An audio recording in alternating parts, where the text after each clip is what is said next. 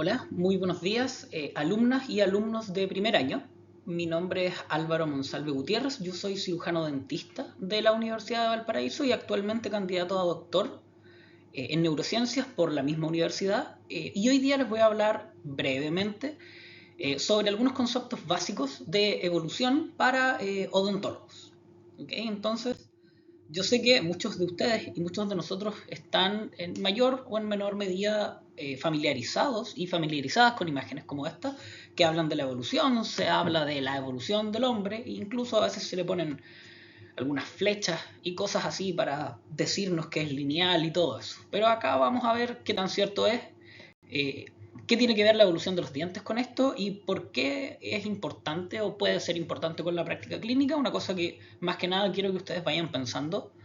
Eh, Así que vamos a partir por una definición de lo que es la evolución, una definición de los Institutos Nacionales de Salud de Estados Unidos, que son algunas de las bases de datos más importantes para ciencias biomédicas, es la siguiente y se refiere a la evolución como el proceso por el cual los organismos vivos cambian con el tiempo a través de cambios en el genoma, muy importante. Estos cambios ocurren por mutaciones que producen variación genómica, lo que da lugar a la aparición de individuos cuyas funciones biológicas o rasgos físicos están alterados. Ojo con esto, estos individuos que están mejor adaptados a su entorno producen más descendencia que los individuos menos adaptados, por lo tanto con sucesivas generaciones, que en algunos casos abarcan millones de años, una especie puede evolucionar para asumir funciones o características físicas divergentes o incluso puede evolucionar en una especie diferente. ¿Ok? Una historia más o menos de lo que es la idea de la evolución nos remonta obviamente a Darwin, a Charles Darwin. Él era un naturalista inglés que escribió su libro El origen de las especies y que postuló esta teoría de la evolución postulando básicamente lo siguiente, que es que la evolución es la supervivencia del que mejor se adapta, es decir, son los mejor adaptados, no los más fuertes. Obviamente la adaptación es algo particular porque es algo contextual. Eh, yo puedo estar mejor adaptado para el frío, en un ambiente obviamente donde hay frío, pero si a mí me sacan de este ambiente ya no estoy mejor adaptado. Y así pasa con todo, entonces siempre tenemos que tener en cuenta que la evolución es algo contextual, que yo esté mejor o peor adaptado depende del ambiente en el que yo me estoy desenvolviendo. ¿Okay? Darwin en uno de sus diarios dejaría esta imagen, este árbol que ustedes pueden ver acá. Eh, Él escribe en su diario I Think y este árbol lo que grafica es cómo él creía que evolucionaban las especies. Eh, a través de una rama, lo que significa que, más o menos lo que él pensaba, era que todas estas especies venían de ancestros comunes que iban divergiendo y que iban formando las distintas especies. Él no llegó a plantearlo de esta forma, tampoco llegó a plantear, a diferencia de lo que se cree, que nosotros veníamos directamente de los primates, porque era una idea bastante transgresora en esos años, mediados del siglo XIX. Sin embargo, él en sus diarios y en otras cosas que se han ido descubriendo en otras publicaciones, aparte de este libro, nos dejó bastante sobre su pensamiento que con los años fuimos comprobando que tenía bastante razón. También importante para la historia de la evolución fue Gregor Mendel. Ustedes saben que Gregor Mendel era un fraile, un monje que trabajó con distintos experimentos con guisantes y él dio origen a las leyes de Mendel que tienen que ver con la genética. No es la idea de esta clase hablarles de esto, pero esto también es importante porque como la definición de evolución que ustedes vieron, se habla de los genes. La evolución actúa sobre los genes principalmente. Son los genes los que deben mutar para producir cambios. Posterior a esto, un científico de nacimiento ruso-ucraniano, antiguamente esa parte de que ahora es Ucrania era el imperio ruso, él posteriormente se trasladó a Estados Unidos y empezó a trabajar con drosófilas, con moscas de la fruta, con distintos géneros de mosca, para hacer trabajos ambientales, es decir, para ver cuáles estaban mejor adaptadas a eh, distintos ambientes, distintas condiciones a las cuales él las exponía. Y él, junto con otros científicos, pero él es uno de los más famosos, publicaron lo que se llama la síntesis evolutiva moderna. La síntesis evolutiva moderna básicamente lo que hace es tomar las teorías genéticas de Mendel y otros conocimientos en genética que ya se tenían a estas alturas.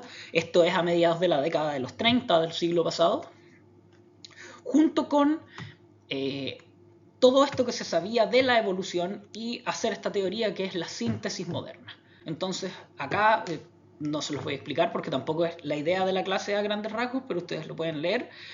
Todas estas ideas de la herencia mendeliana, de la selección natural, de la competición malthusiana, que es algo también que tal vez algunos de ustedes han escuchado hablar, que es que las especies compiten por recursos limitados, lleva a la síntesis evolutiva moderna. Y Dobzhansky, que es este científico, dejó esta frase, que es uno de sus legados más grandes, que es: nada en biología tiene sentido excepto a la luz de la evolución. Y eso es muy importante porque necesito que ustedes en sus próximos años y en su carrera profesional lo lleven a que en la práctica de salud tampoco nada tiene sentido excepto a la luz de la evolución. ¿Ok?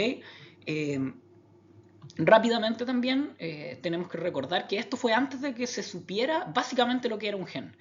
A mediados de la década de los años 30, estamos hablando de antes de la Segunda Guerra Mundial, para situarnos, no se sabía lo que era un gen, no se sabía lo que era el ADN. Esto vino después, esto vino en la década de los 50.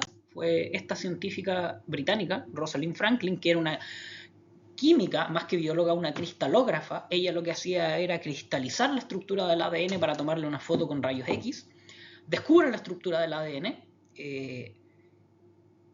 Ella no se queda con el crédito, es una historia bien larga, espero que la busquen, pero supimos lo que era el ADN y muchas de las teorías de la evolución empezaron a tener sentido. El ADN está hecho de ciertos materiales, el ADN muta, etc. Y posteriormente otro descubrimiento importante, o más que un descubrimiento, una teoría, estamos hablando de un salto en la manera de pensar, en la manera de ver todos estos fenómenos, fue el de Lynn Margulis. Lynn Margulis, que es una bióloga evolutiva, bióloga celular, que postula la teoría endosimbiótica. Inicialmente a ella no le creyeron. Ella y su colaborador tuvo que mandar este paper a distintas editoriales, distintas revistas científicas, y no le creyeron. Y hoy día para todos nosotros esto es prácticamente una verdad casi aceptada, que es el hecho de que las células eucariontes vienen de la unión entre una procarionte y una arquea primitiva, en el fondo.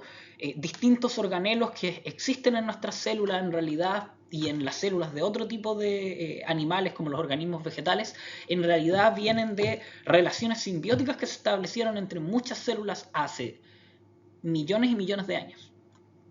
¿Ok? Entonces, si vamos a recapitular un poco la historia evolutiva, podríamos ver la siguiente línea de tiempo.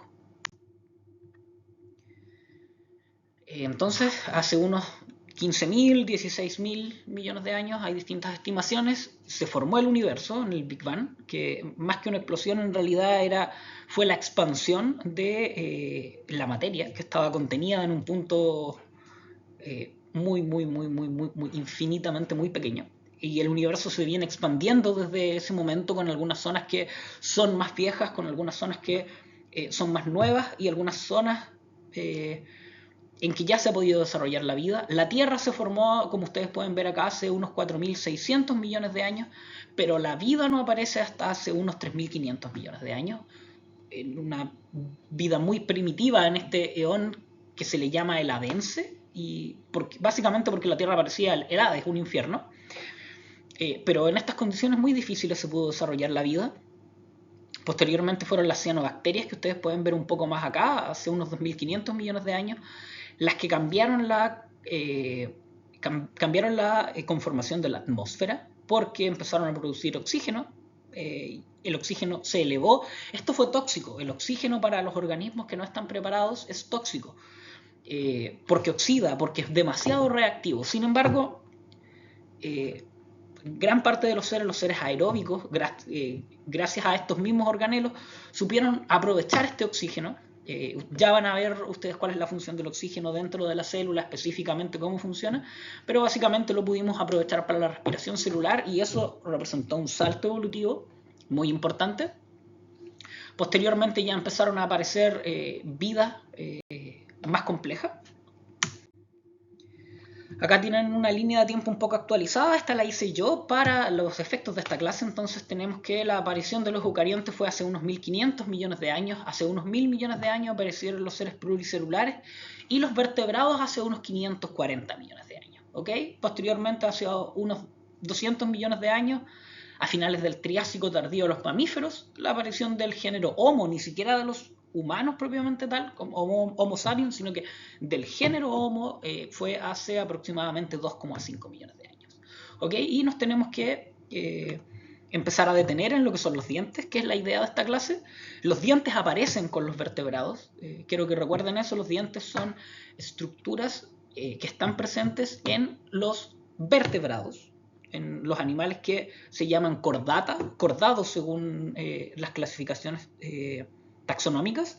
Entonces recuerden, los invertebrados son animales obviamente, pero no tienen dientes, no tienen este tipo de estructuras. Ya vamos a ver qué es lo que es un diente, porque hay cosas que son dientes, cosas que no son dientes. Y porque un diente no es un hueso. Yo sé que ustedes están entrando a esta carrera, ya hay que empezar a darnos cuenta de eso. El diente es una estructura especial, no es un hueso, tiene una complejidad distinta, tiene una función distinta, así que vamos a eso. ¿Ok? Entonces, no se sabe bien cómo aparecieron los dientes, pero existen dos teorías, que las vemos acá resumidas. La teoría que ustedes pueden ver a este lado, al lado izquierdo de la pantalla, es la teoría de afuera hacia adentro. ¿Qué es lo que postula esta teoría? Que los dientes se habrían originado en pequeños dentículos dérmicos a modo de escama que estos peces muy primitivos tenían en su piel, por así decirlo, por fuera de su cavidad bucal, y estas estructuras por evolución obviamente fueron moviéndose hacia el interior del animal, hacia establecerse en lo que posteriormente sería la boca. Esto obviamente tenía una función porque le permitía comer, le permitía atrapar su alimento. Estamos hablando de peces que básicamente eran un tubo con un hoyo donde debería estar la boca, que básicamente lo que hacía era tragar.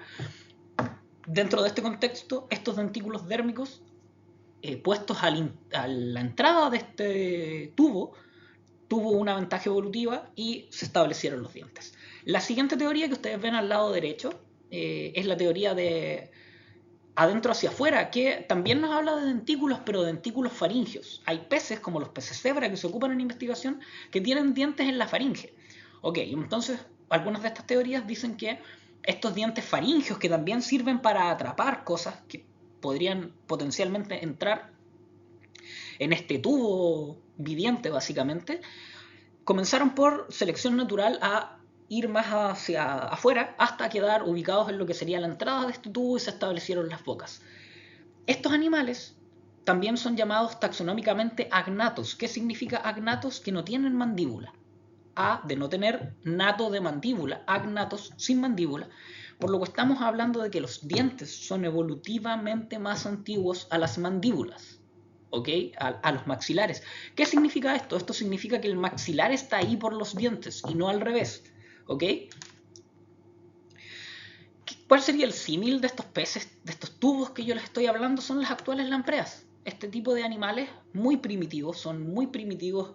Si bien las lampreas actuales no son las mismas que habían hace 500, 400 millones de años, han evolucionado muy poco en este tiempo, ¿ok? Y la estructura de estos dentículos dérmicos, ustedes la pueden ver acá, yo se los estoy mostrando.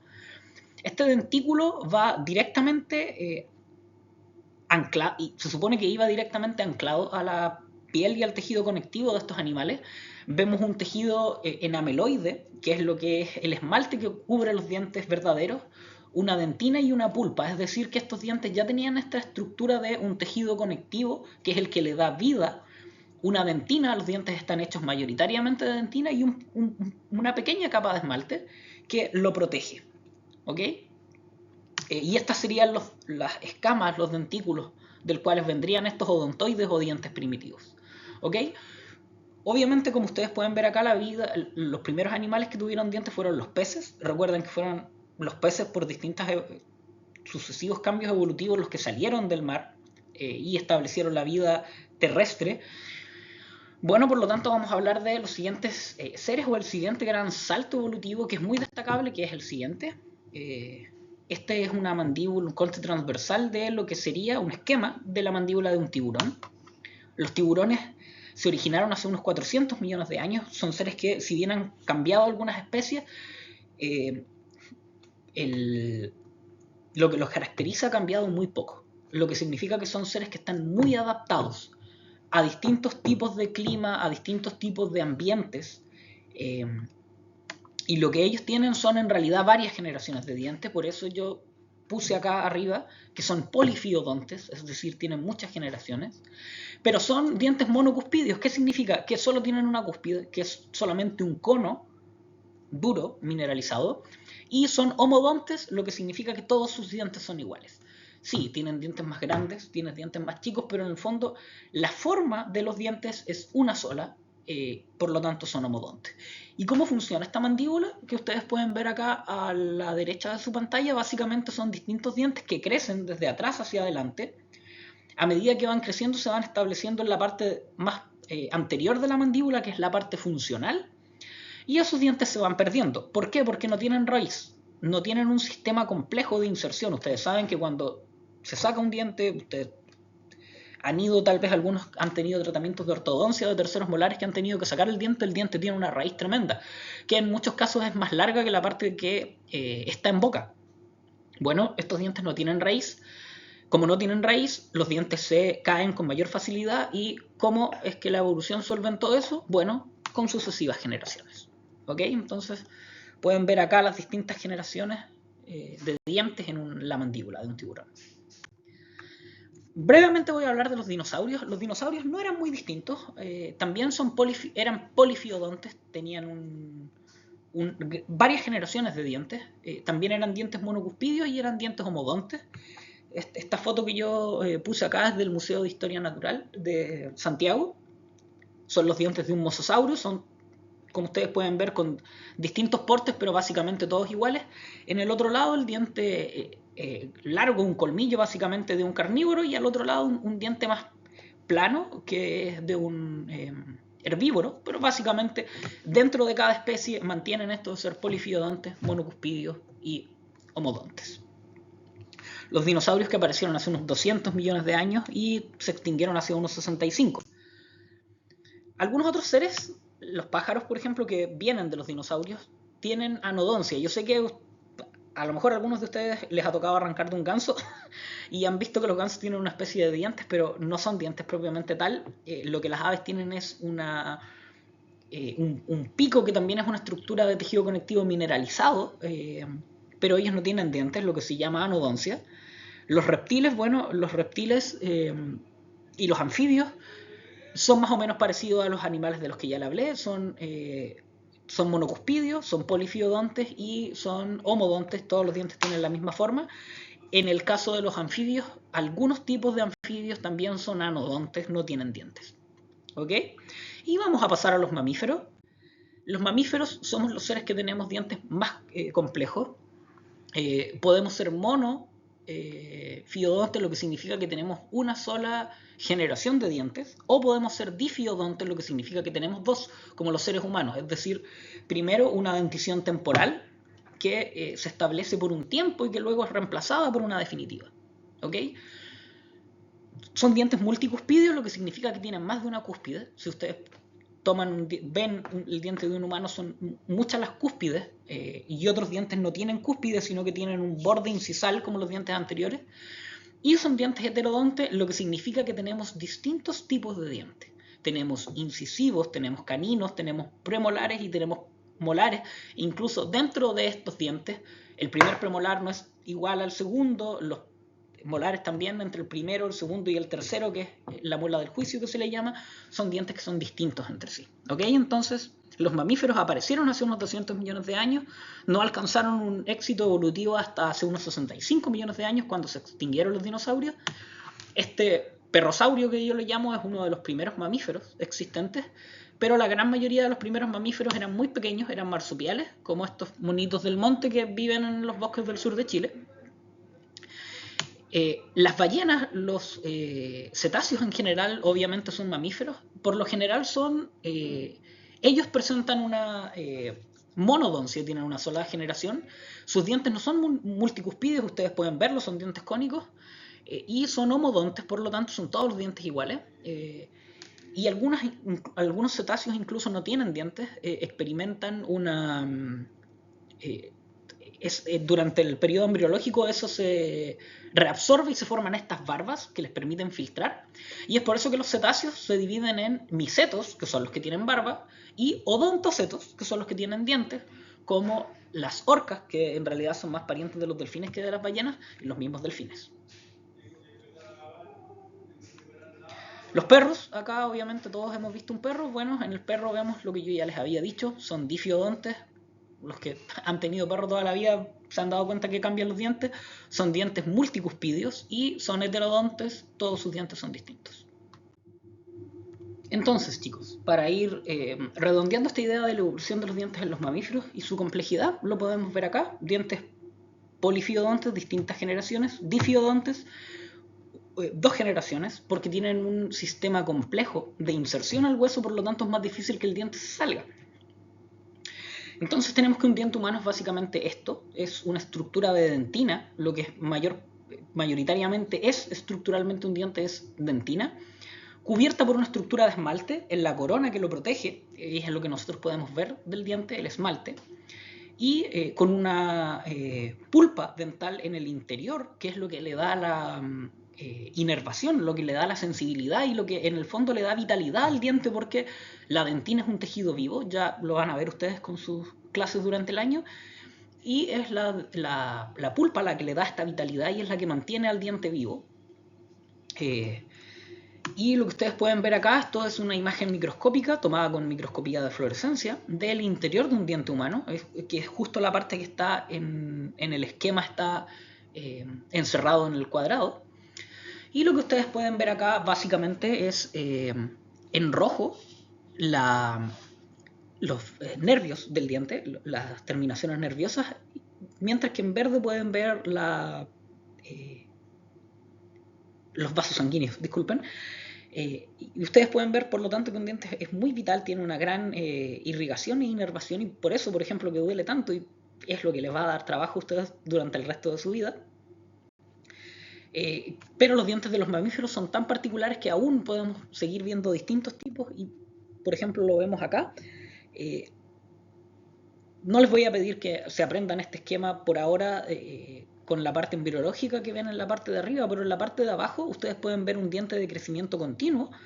Al extremo izquierdo, los roedores tienen dientes de crecimiento continuo y estos dientes están abiertos abajo, a diferencia de los nuestros, que como ustedes pueden ver en el esquema, hacia la derecha un diente humano está cerrado, pero el diente de estos animales está abierto, y esto les permite crecer, que las células madres ubicadas abajo vayan cambiando constantemente las poblaciones celulares y este diente pueda ir creciendo.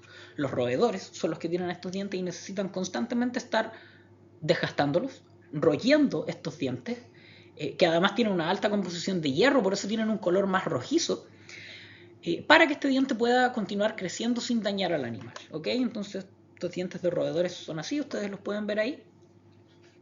Y para ir terminando les voy a hablar brevemente de lo que es la evolución humana.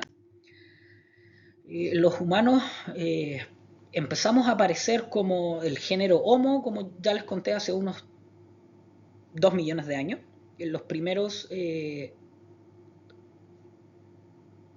antepasados de los seres humanos fueron los Australopithecus. Lucy fue la primera Australopithecus descubierta en África, y eso dio pie a distintas investigaciones que posteriormente han ubicado los Homo habilis como una especie posterior, posteriormente los Homo erectus, los Homo neanderthalis, que son famosos. Hay otras especies como este que vemos acá que han ido apareciendo, distintos restos de los cráneos, no siempre se descubren animales completos.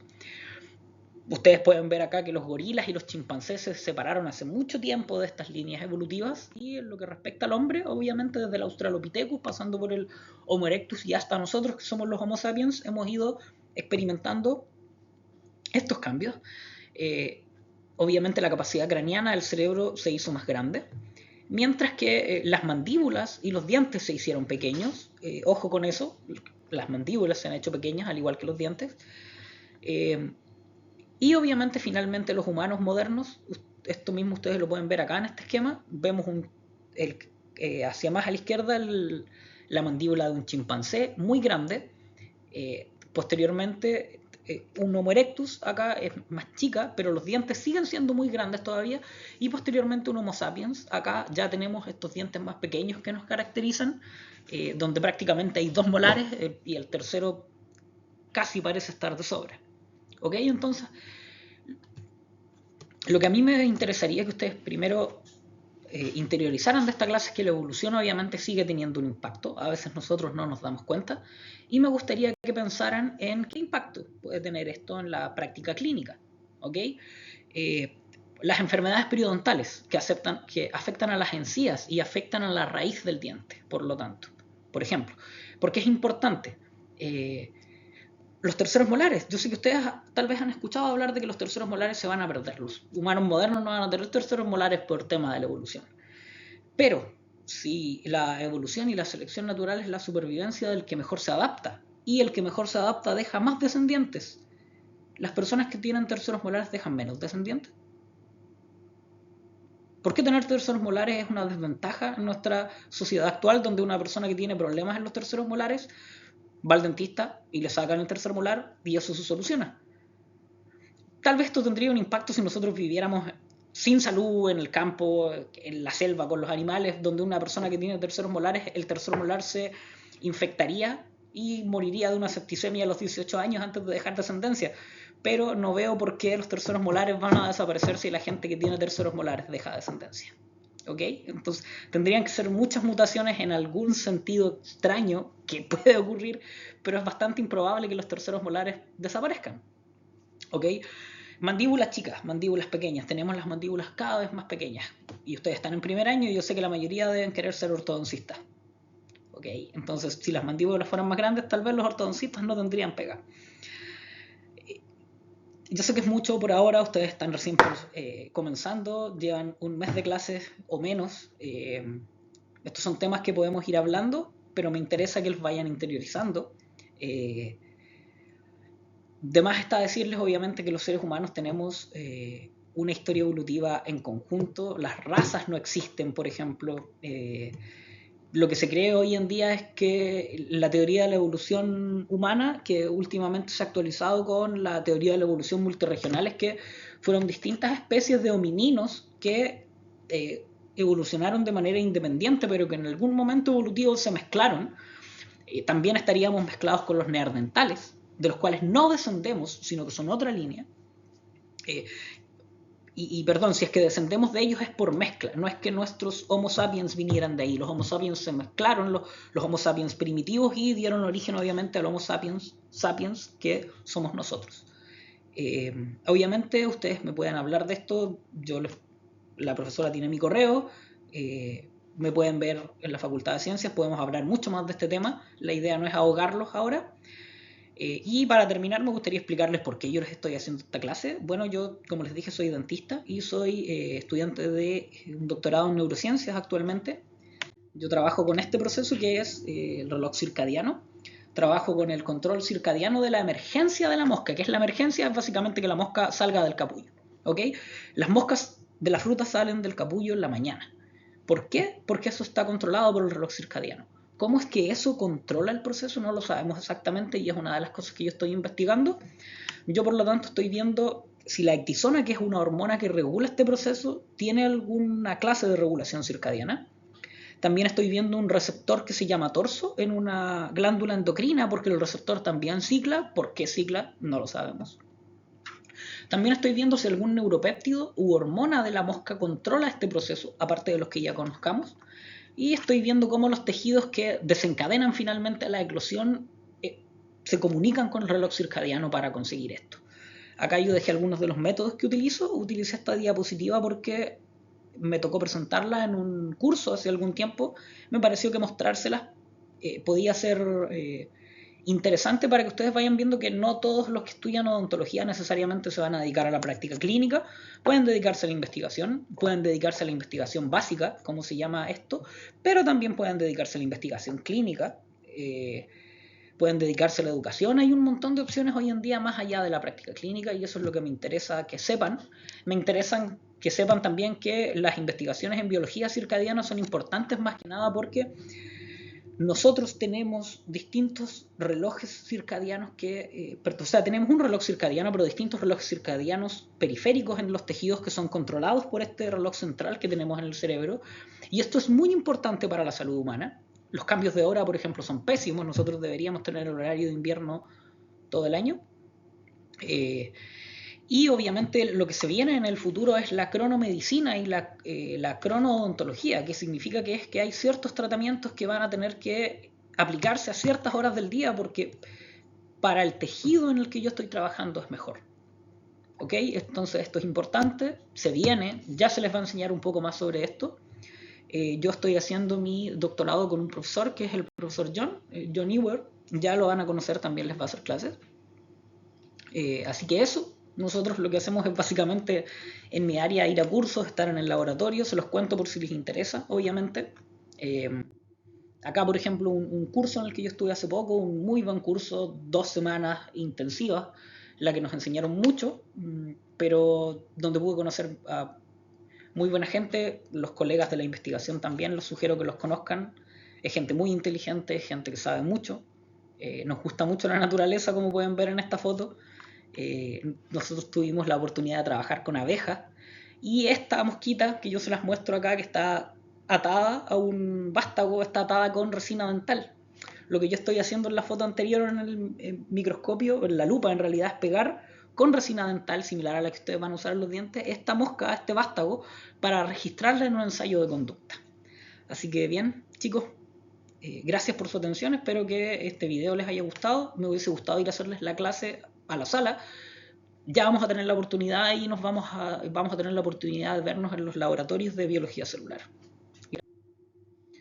En el taller de microscopía ustedes van a tener la oportunidad de trabajar con microscopios ópticos de luz, similar a este que ustedes pueden ver acá, que nos permite ver imágenes como esta, donde obviamente la muestra tiene que estar teñida para hacer un contraste y con una fuente lumínica que hacemos incidir desde abajo de la muestra podemos ver las distintas estructuras, obviamente siempre dentro del límite de resolución del microscopio y dentro de las limitaciones de los humanos.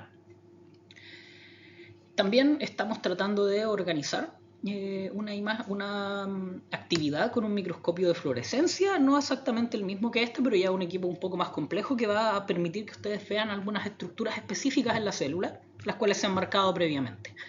De estos microscopios hay uno por sala, entonces ustedes van a tener que turnarse, pero obviamente los otros microscopios ópticos de luz, cada uno va a tener uno. Hace muchos años en la carrera los microscopios y los talleres eran más, así que en esta oportunidad que ustedes van a tener les pido que por favor aprovechen de usar los microscopios. Es raro que ustedes vuelvan a usar microscopios dentro de la carrera, pero si alguien se quiere dedicar a esto va a ser muy importante porque va a ser el momento. Así que eso, nos estamos viendo el viernes. Recuerden seguir las reglas para llegar y nos vemos allá. Gracias por su atención.